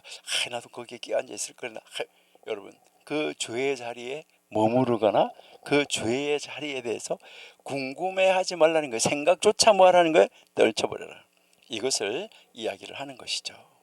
야, 참 우리가 놀라운 이런 일을 볼 수가 있다 하는 것이죠. 그래서 가장 지혜로운 전략, 죄와 싸우는 가장 지혜로운 전략, 유혹과 싸우는 가장 지혜로운 전략은 도망치는 거다. 이것을 우리에게 가르쳐 주는 것이죠. 그래서 만약 우리를 유혹하는 어떤 상황이, 그런 환경이 나한테 딱 느껴지면 물리적으로 바로 이동하거나 바로 거기에서 시선을 탁 돌려가지고 반대편으로 빨리 도망치는 거, 이것이 최고다 하는 거, 이것을 우리에게 가르쳐 주고 있는 것이죠. 그러니까요, 우리 정말 하나님 말씀 앞에서 살아가는 우리들, 이것을 탁 팽개치고 달아나고 도망칠 수 있는 우리들이 된다고 하면 얼마나 좋을까 하는 것을 우리가 한번 생각해 봅니다. 자, 세 번째 교훈 한번 볼게요. 그러면 여기서 우리가 또 다른 하나의 이 교훈을 우리가 찾아본다고 하면, 이 다른 교훈은 우리는 뭐 하냐면 선은 선을 부른다. 자, 선은 선을 부르고 악은 악을 부른다 하는 것이에요. 그러니까요, 선은 선을 불러요. 그리고요, 악은 악을 부른다 하는 거, 이것이 이제 굉장히 이제 중요하다 하는 것인데, 그러니까 계명 하나의 순종이 다음 계명의 순종을 부른다는 거예요. 그러니까 불러낸다 하는 거, 이것을 우리에게 가르쳐 주는 것이죠. 그러니까 바로 이 은혜는 어떻게 된다는 거예요? 선순환이 이루어진다 하는 거, 이것을 우리에게 가르쳐 주는 거예요. 그러니까 은혜는 계속 은혜로 은혜로 은혜로, 이게 선순환으로 이어지는데, 반면 죄는 더 큰 죄로 더 큰 죄로 사람을 이끌어 간다는 것이죠. 그래서 이게 또 죄도 계속해서 죄로 이어지는 악순환으로 이어진다, 이것을 우리에게 가르쳐 주는 것이죠. 그래서 오늘 이 순종한 나의 작은 선택이 내일의 더 큰 영적 승리로 연결됩니다. 여러분, 이것을 믿고 오늘 우리 최선을 다해서 내가 있는 자리에서 하나님의 말씀에 아이고 뭐 이런 거 정도 고르는 거, 여러분 아이고 뭐 내가 요 정도 순종한 거 가지고 되겠어? 여러분, 그게 큰 순종을 이끌어내는 바로 뭐가 되는 거죠? 씨앗이 되는 거예요. 심겨지는 것이 되는 거예요. 바로 그것이 심겨져 가지고 좀 더 큰 거, 좀 더 큰 거, 좀 더 큰 이제 우리가 하나님의 말씀에 순종하는 자리로 나아가게 된다 하는 것을 우리에게 가르쳐 줍니다. 그래서 여기에서 이제 마지막에 이제 우리가 하나 더 찾아볼 것은, 이제 바로 우리가 여기서 이제 하나 생각하는 것은 뭐냐면, 오늘의 이제 우리가 작은 선택을 했는데 바로 이것은 하나님의 보상은 반드시 있다는 거예요. 그러니까 하나님은 반드시 보상해 준다. 아까 우리가 시편에서 읽은 것처럼 하나님 반드시 보상을 해 주신다는 건데, 하나님은 우리의 순종의 대가로 더 신실함의 길, 더 거룩함의 영역을 우리에게 확장시켜 주는 거예요. 그렇게 해서 우리가 하나님의 사람이라는 거, 이 세상의 사람들에게 하나님의 증인으로서 멋있는 삶을 살아나도록 보여준다는 거예요.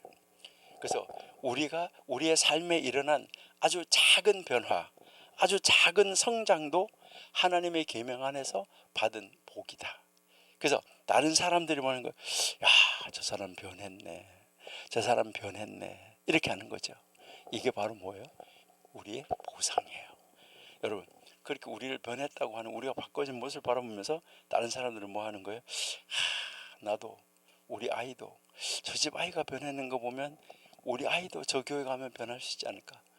여러분, 이게 엄청난 보상이고, 그렇게 해서 다른 사람을 하나님의 집으로, 하나님 앞으로 인도해 드린 사람은 뭐라고 그래요? 다니엘서에 보면 하늘의 별과 같이 빛난다 그러잖아요.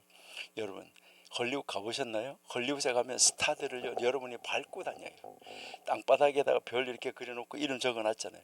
그거 다 밟고 다니잖아요. 근데 성경에서는 우리를 하늘의 별과 같이 빛나는 존재로 세워주신다, 이렇게 했습니다. 우리 정말 큰 계명, 작은 계명 따지지 말고 우리 하나님 안에서 멋지게 하나님의 말씀을 실행하는, 순종하는 삶으로 나가는 거, 이것이 최고다, 이것을 우리가 알 수가 있겠죠. 그래서 우리는 이 말씀을, 베나자의 선생님의 이 말씀을 통해서 하나님의 계명은 계명을 낳고 죄는 죄를 낳는다. 그러니 지금 작고 가벼운 것이라도 내가 할 수 있는 범위 안에서 순종하자 결심하고 결단하시면 좋겠어요. 그리고 어떤 나에게 있어서 아주 작은 죄 같은 거, 아이고 뭐 이거 뭐 죄라고 할 수도 있겠어, 그런 것이라도 우리는 그 자리에 머물고 그 자리에서 좀 더 생각하지 말고 바로 지체하지 말고 도망치자, 이것을 우리가 하면은 참 좋겠다 하는 거예요. 여기에서 우리가 다시 한번 생각할 것은 뭐냐면, 이제 항상 그래요. 이 정도는 괜찮겠지 뭐, 요렇게 이 정도는 다 그래, 뭐 목사님도 하더라, 뭐 목사님도 한잔 하더라, 뭐 장로님도 한잔 하더라, 뭐 누구도 한잔 하더라, 뭐 이 정도 괜찮아. 여러분, 괜찮은 거 아니에요. 여러분들이 어디 이렇게 친구들하고 갔는데 야 한잔해, 야 목사님도 하고야 다 하더라, 야 그래 한잔해, 안 해, 누구 그러더라도 나는 안 해, 이렇게 해서 딱 끝까지 버텼냐 아니면 그 자리에서 딱 나오든가 그렇게 해야 되는데 그 자리에서 한 잔 했어요. 그러면 그 다음번에 어떻게 되는지 아세요? 그 다음번에 다시 또 그런 모임이 있어요. 갔어요. 가면 뭐라 그래? 한 잔 해. 이러면 안 해. 이러면 야, 너 지난번에 한 잔 했잖아. 어떻게 할 거예요? 여러분, 이 정도는 괜찮겠지. 이러한 이 타협보다가 이 정도도 하나님의 계명이다 하는 하나님 경외심, 이것을 딱 내세우고 하나님 말씀에 순종하는 자리로 나가는 우리가 되어야지 된다. 이것을 우리에게 가르쳐 주는 거예요. 여러분, 순종은 실천의 습관이 되면 은혜의 삶으로 연결되어지는 거예요. 참 멋있는 말인데 여러분이 생각할 때는 멋있는 말로 생각이 안 되나 봐요. 네? 순종은 실천의 습관이 되면 하나님의 말씀을 계속해서 이제 이 순종하는 것이 바로 실천의 습관이 되어버리면 이게 곧 은혜의 삶으로 연결된다는 거예요. 그런데 죄는 작아 보여도 반복되면 삶 전체의 방향을 삐뚤어지게 만든다.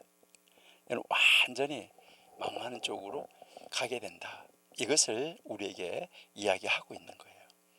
여러분, 정말 우리의 삶의 방향, 어느 방향으로 어떻게 해서 가야 될까?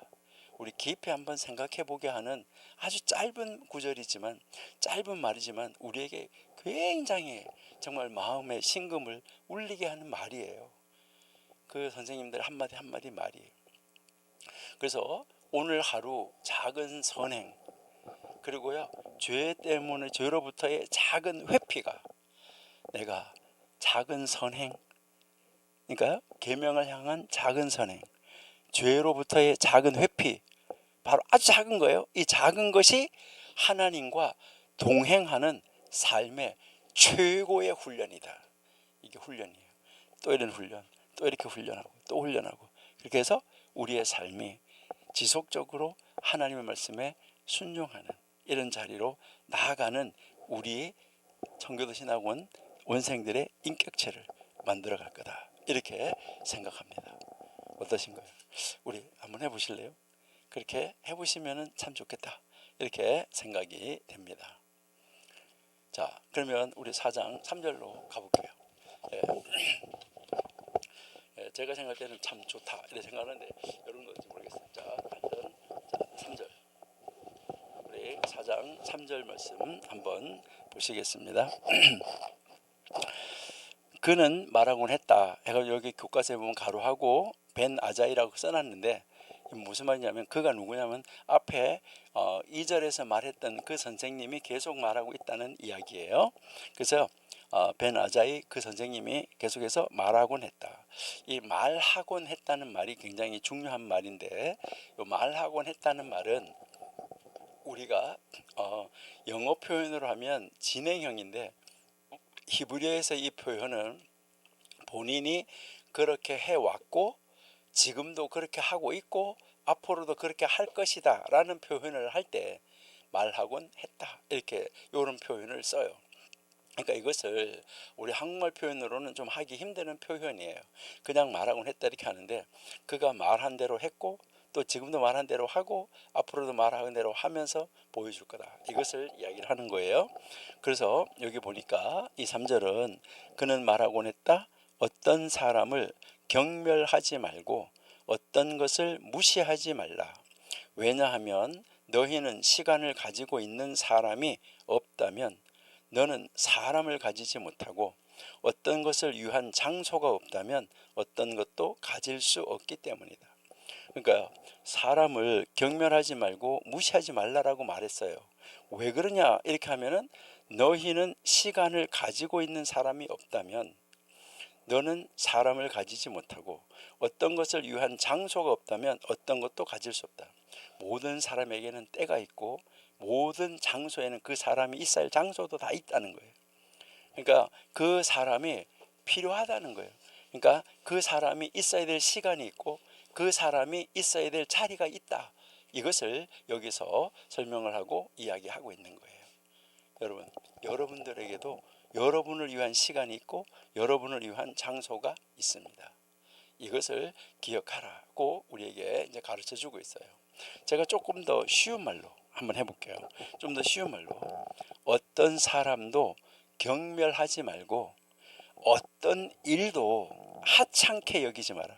다른 사람이 뭐 교회에서 빗자루를 들고 화장실 청소를 한다, 뭘 어떤 걸 한다, 이렇게 할 때 어떤 사람도 화장실 청소하는 사람이라고 경멸하지 말고, 그리고 어떤 일도 그 일이 아주 뭐 하찮은 일이라고 하찮게 여기지 마라, 이 말이에요.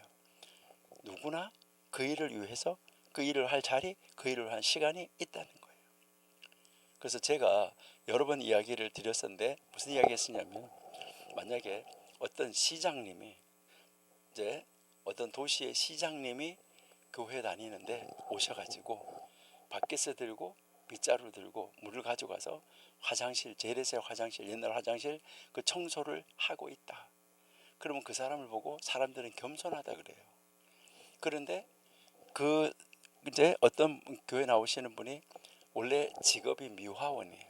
그런 분이 오셔가지고 이제 밖에서 들고 물 받아가지고 화장실 가서 청소하고 있다. 똑같은 행위를 하고 있는 거예요. 근데 그 사람을 보고는 겸손하다고 말하는 사람이 하나도 없어요. 그렇게 하면 안 돼요. 교회 안에서. 이거 큰 잘못입니다. 똑같아요. 교회 안에서. 그래서 우리는 어떤 사람도 경멸하지 말고 어떤 일도 아주 보잘것없는 것처럼 하찮게 이렇게 여기시면 안 돼요. 왜 그러냐 하면은 누구나 시간을 가지고 있어요. 누구나 다 그 사람에게 그 사람의 시간이 있어요. 그 사람을 위한 시간이 없으면 그 사람도 없는 거예요. 그리고 어떤 것을 위한, 어떤 일을 위한 그런 장소가 없다고 하면 어떤 일도 있을 수가 없어요. 화장실 없으면 화장실 닦을 일 없어요.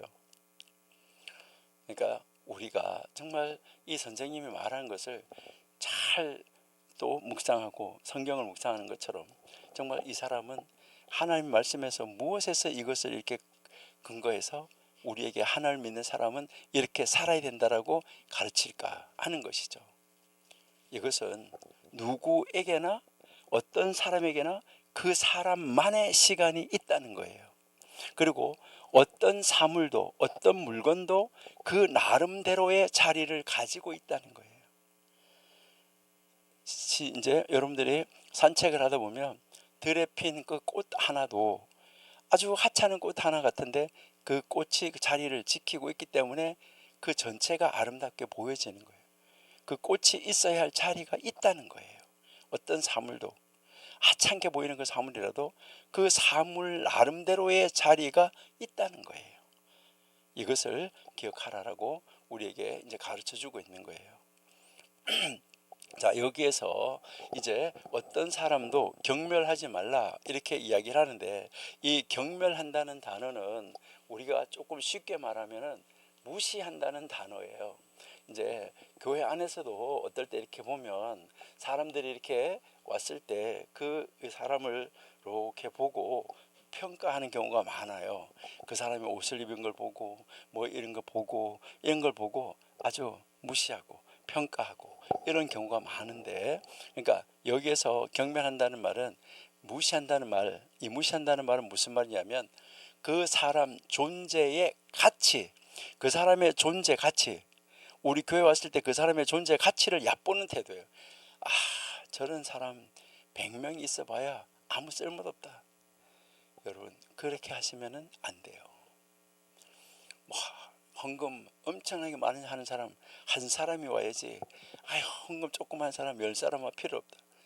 여러분, 엄청나게 많은 사람이 그 중에서 일부를 낸 거하고, 돈이 조금밖에 없는데 그 사람이 최선을 다해서 전부를 낸 거하고, 액수로 따지면 조금 낸 사람이 전부를 낸 사람보다 몇천 배 더 많이 냈을 수도 있어요. 그런데 하나님 뭐라 그랬어요? 예수님이 과부의 두렵던 그 조금 낸 거, 이거를 더 크다라고 이야기했어요.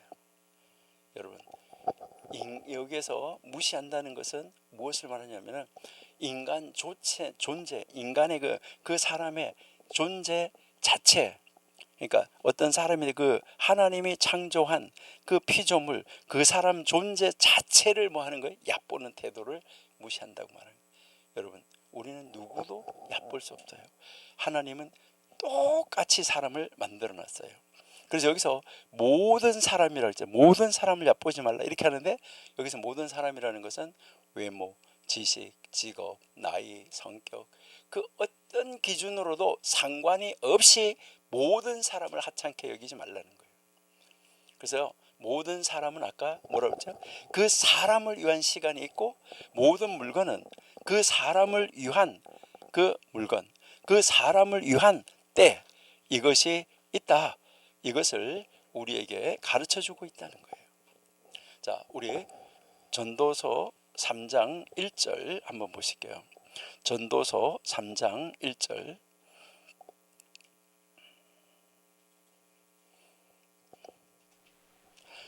천하의 범사가 기한이 있다. 그러니까 천하 모든 일에, 하늘나라에 있는 모든 일에 범사는 기한이 있고, 모든 그 일에는 뭐가 있다는 거예요? 목적이 있어서 그 목적을 이루는 시간이 있다. 이것을 이야기를 하는 거예요. 그런데 여기에서 뭐라고 이야기했냐면은, 이제 이것을 이야기하면서 모든 사람을 무시하지 말라 했는데, 바보도 무시하지 마라 이렇게 이야기를 했어요. 여러분, 바보가 뭘까요? 여러분은 혹시 아까 우리가 이제 현명한 사람 이야기를 할 때 무슨 이야기 했었냐면, 도둑에게도 배울 게 있다, 또 어린아이에게도 배울 게 있다 이랬는데, 혹시 바보에게 배울 게 있을까요? 여러분, 여러분, 바보가 뭘까요? 여러분, 어떤 사람 보고 바보라고 그러나요? 예, 이제 이 바보라고 사람들이 말을 하는데, 대부분 바보라고 말하는 것은 어리석은 자, 이런 사람을 보고 바보 이렇게 이야기를 하죠. 그러니까 어리석은 사람을 보고 바보라고 그러는데, 여기에서 원래 이 바보라는 것은 이제 그 무엇을 해야 할지, 아니 무엇을 하지 말아야 할지, 이거를 판별하지 못하는 사람을 바보라고 그래요. 여러분, 혹시 우리 자신이 바보는 아닐까요? 하나님 말씀을 지켜야 할지, 하나님 말씀을 지키지 말아야 할지, 뭐 해야 할지 안 해야 할지 모르는 거, 이것을 이제 바보다. 여기 나온 단어가 그런 뜻인데, 그러면서 뭐라고 말하면, 바보는 모범적인 스승이 될 수는 없다. 하지만 반면교사는 될 수 있다. 이렇게 이야기를 합니다. 그래서 바보에게서 뭘 배울까 이렇게 하는데, 바보로부터는 경솔함을 배울 수 있다. 그러니까 말과 행동을 함부로 하는 모습을 보고 우리는 저렇게 하면 안 되는구나, 신중함을 배우게 된다는 거죠. 그리고 바보의 특징은 자기만 옳다고 하는 거예요. 교만한 태도를 버리고 겸손을 배워야 된다. 또 바보의 그 모든 일의 결과는 어리석어요. 잘못된 선택의 결말을 보면서 저렇게 하면 안 되는구나, 지혜를 사랑해야지, 이것을 배우게 된다는 거예요. 이 바보는 무지 속에서 고집을 피운다는 거예요. 배우지 않으려고 하는 태도, 모르면서도 배우지 않으려고 그래요. 그래서 우리는 이걸 보면서 나는 늘 배우려는 태도로 걸어가야 되겠다. 여러분, 바보의 길과는 반대로 살아야 되겠다, 이걸 배워야 되는 거예요. 그래서 어리석음을 경계하고 지혜를 추구하고 겸손히 배우는 이런 삶을 살아야 되겠다 하는 것이죠. 여러분, 그래서 이제 우리는 누구로부터도 배울 수 있는데, 그걸 이제 범사의 기한이 있고 만사의 때가 있기 때문에 누구도 하찮게 여기지 마라, 바보도 하찮게 여기지 말라는 거예요. 여러분, 인간은 하나님의 형상대로 지음 받았어요. 하나님의 형상대로. 그래서 누구든지 하나님의 목적과 하나님의 시간이 있다는 거예요. 그래서 바보도 하나님이 그 사람을 창조한 목적이 있어요. 하나님이 그 사람을 세워서 무엇을 할 그 타이밍, 그 시간이 있다는 거예요. 그러니까 그 목적과 그 시간에서 그 사람은 뭐한 사람이에요? 존귀한 사람이에요. 우리가 모를 뿐이에요. 그 사람을 하나님이 어느 자리에 세워서 어떻게 존귀하게 사용할까, 뭔가 우리가 모를 뿐이라는 거예요. 이해가 되시나요? 그러니까요, 우리 어떤 사람도 우리 하찮게 여기지 말고 귀하게 여기는 우리가 되면 좋겠죠, 그죠? 그 다음에 이제 여기서 이야기한 건 뭐예요? 어떤 일도 하찮게 여기지 마라. 어떤 일도, 그러니까 누가 하는 어떤 일도, 우리가 교회에서 하는데 어떤 사람은 아주 저게 뭐 성가대는 대단한 거, 뭐 교회에서 청소하는 건 대단하지 않은 거, 여러분 아니라는 것이죠. 어떤 일도 하찮게 여기지 마라. 여기서 이 하찮게 여긴다는 말은 과소평가하지 말라는 거예요. 알지도 못하면서 과소평가하지 마라. 그러면서 그 일 아이고 이렇게 하면서 중요하지 않게 여기는 거, 아주 멸시하는 거, 무시하는 거죠.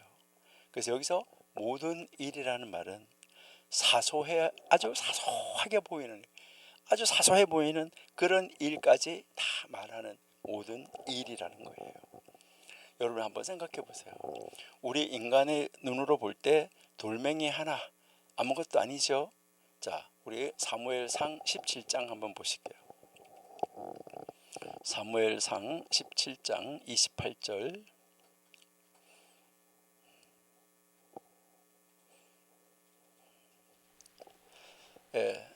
장형 엘리압이 다윗이 사람들에게 하는 말을 들은지라. 그가 다윗에게 노를 바라여 가로되 내가 어찌하여 이리로 내려왔느냐.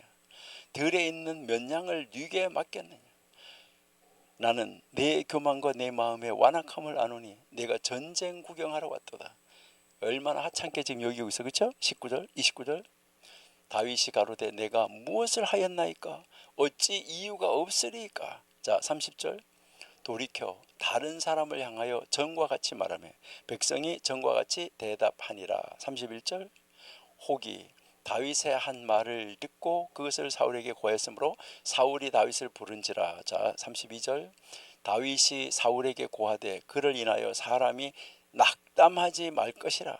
주의 종이 가서 저 블레셋 사람과 싸우리다 라고 이야기하죠. 자 34절로 가볼게요. 다윗이 사울에게 고하되 주의 종이 아비의 양을 지킬 때 사자나 곰이 와서 양떼에서 새끼를 움키면 35절. 내가 따라가서 그것을 치고 그 입에서 새끼를 건져내었고 그것이 일어나 나를 해하고자 하면 내가 그 수염을 잡고 그것을 쳤나이다. 36절.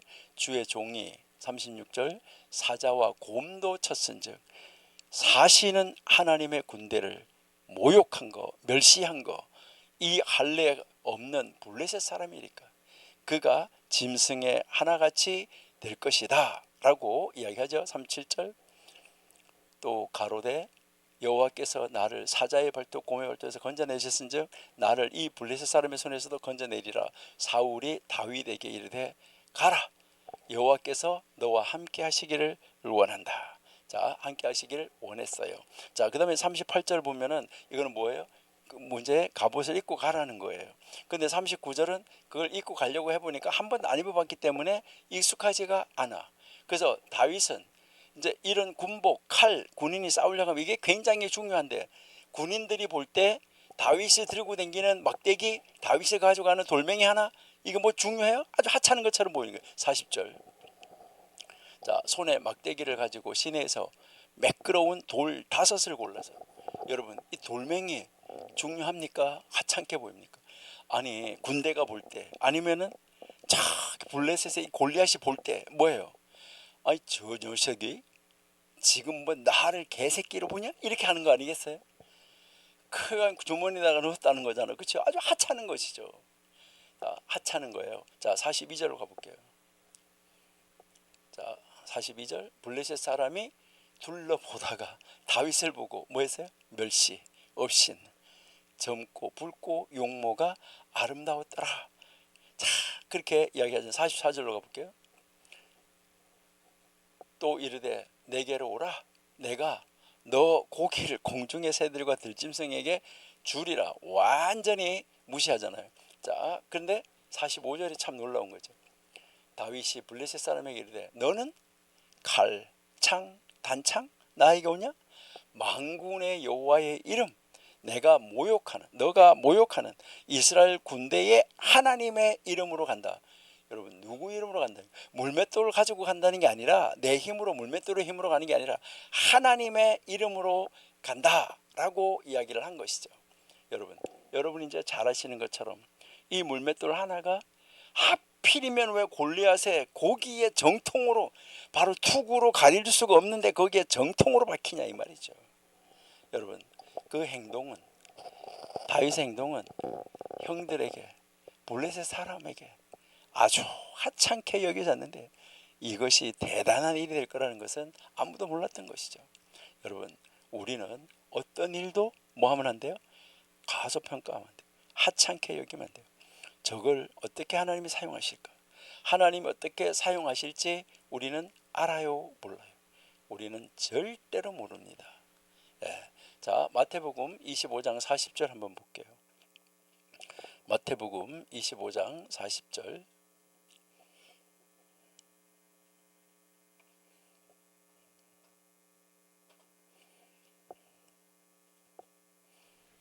임금이 대답하여 가로되 내가 진실로 너희에게 이르노니 너희가 여기 내 형제 중에 지극히 작은 자 너희들이 멸시하는 자 그 하나에게 한 것이 곧 나에게 한 것이다. 이게 참 놀라운 것을 우리에게 가르쳐 주죠. 하나님은 인간의 모든 행위를 다 보시고 계시는 거예요. 사소한 행동 속에서도 하나님은 뜻을 담으시는 거예요. 그 우리의 행동 안에다가 뜻을 담아간다. 그래서 여기서 우리가 가르친 것은 모든 사람에게는 뭐가 있다는 거예요? 시간이 있고 모든 사물에게는 뭐가 있다고요? 자리가 있다 그랬잖아요. 그렇죠? 그러니까요, 자기 자신의 시간, 자기 자신의 장소가 있다는 거예요. 여러분이 봄에 나가서 꽃을 피는 거 보면 그 꽃이 어떤 꽃은 어떤 때 피고 어떤 꽃은 어떤 때 피고 다 시간이 달라요. 그게 다 자기 자리가 있다는 거예요. 이게 무엇을 이야기하는 거죠? 하나님의 섭리 안에서 각 사람과 모든 일, 모든 사건마다 알맞은 때와 알맞은 목적이 있다. 이것을 우리에게 가르쳐 주는 거예요. 이게 정말 놀라운 것이죠. 그러니까 다 알맞은 때가 있다. 자, 우리 로마서 8장 28절 한번 보실게요. 로마서 8장 28절.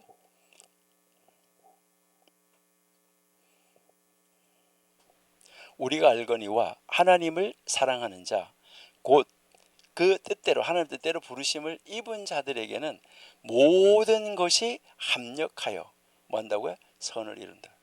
하나님의 뜻대로 부르심을 입은 모든 사람들에게는 모든 일, 모든 사람, 모든 것이 다 합력하여서 선을 이룬다는 거예요.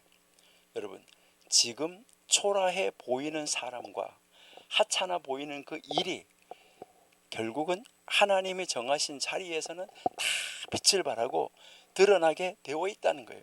그 하찮은 것이 없으면 일이 완성되지 않는다는 거예요.